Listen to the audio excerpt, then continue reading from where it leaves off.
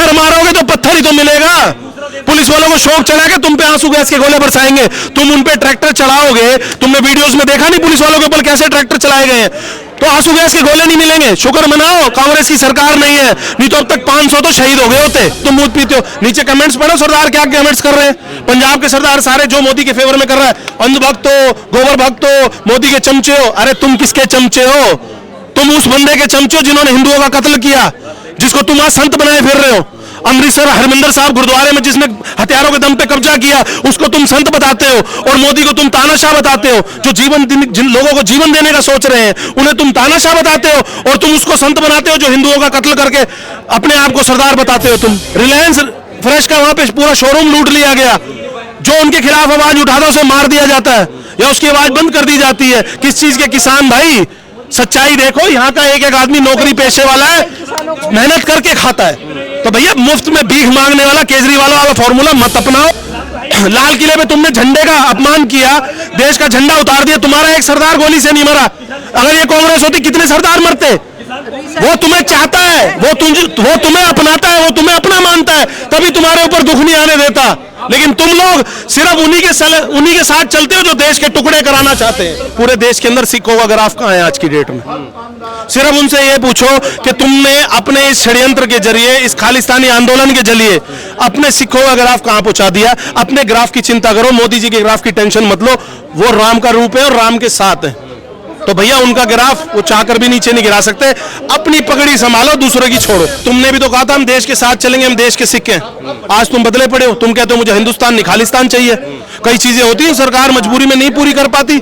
माँ बाप सुबह साइकिल दिलवाते, रात को कहते हैं बाइक दिलवाऊंगा, नहीं बाइक दिलवा पाते तो माँ बाप गलत। मोदी जी कुछ चीजें पूरी कर पा रहे हैं, कुछ नहीं कर पा रहे। 150 करोड़ लोगों का देश, जिसमें 50 करोड़ बेवकूफ जो देश के खिलाफ चलते हैं, विपक्ष वाले, तो सबको संभालना है ना।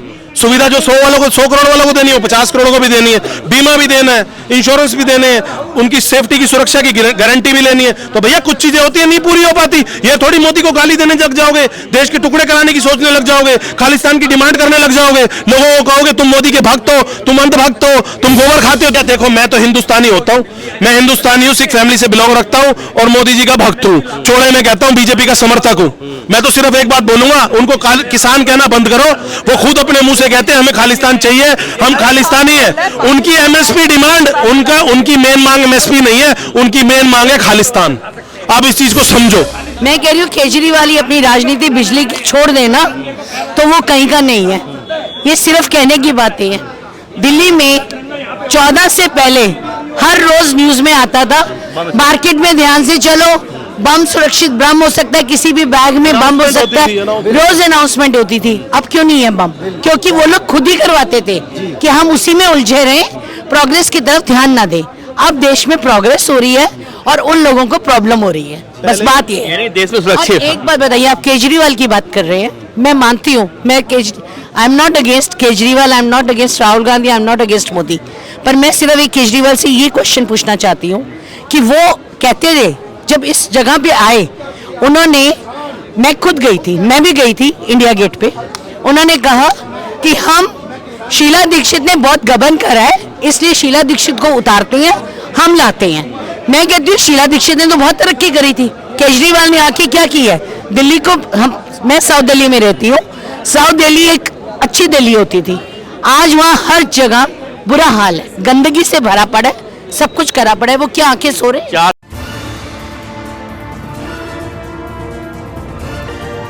किसान आंदोलन मोदी का ग्राफ गिरा पाएंगे? कैसी बातें करते हो?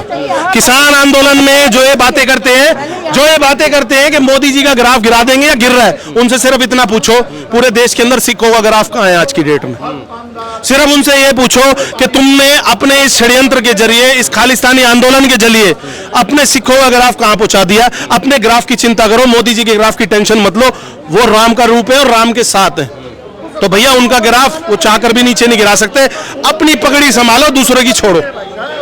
कहा जा रहा है कि एमएसपी दोगुने, कहा जा रहा है कि मोदी ने कहा कि 2022 में किसानों की आय दोगुनी हो जाएगी, एमएसपी गारंटी देंगे किसान आंदोलन के बाद, वो क्यों नहीं हुआ? भैया तुमने भी तो कहा था हम देश के साथ चलेंगे, हम देश के सिक्के हैं। आज तुम बदले पड़े हो, तुम कहते हो मुझे हिंदुस्तान नहीं खालिस्तान चाहिए।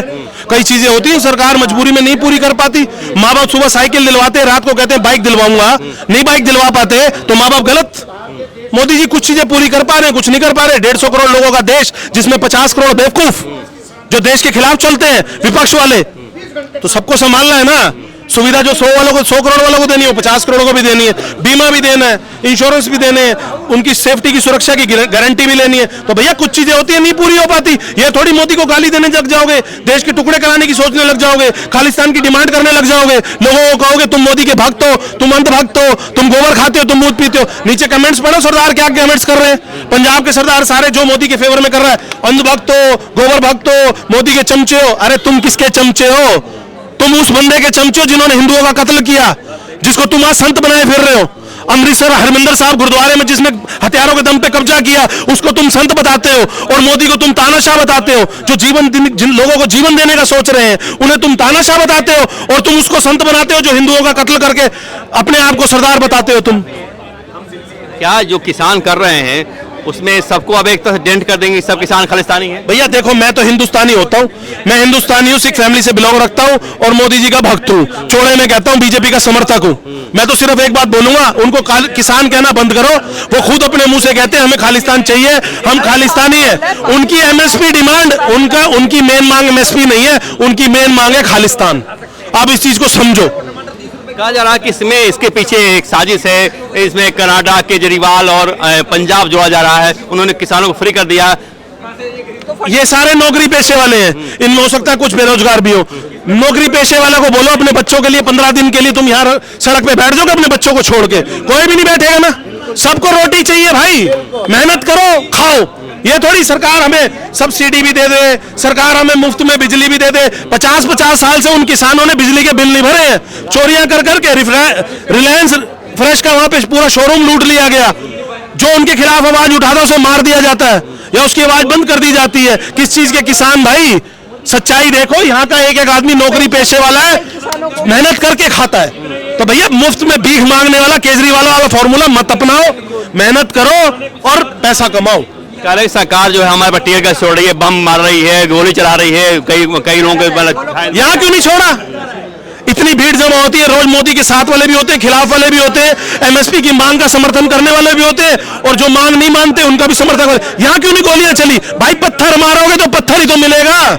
पुलिस वालों को शौक चढ़ा के तुम पे आंसू गैस के गोले बरसाएंगे, तुम उन पे ट्रैक्टर चलाओगे। तुमने वीडियोस में देखा नहीं पुलिस वालों के ऊपर कैसे ट्रैक्टर चलाए गए हैं?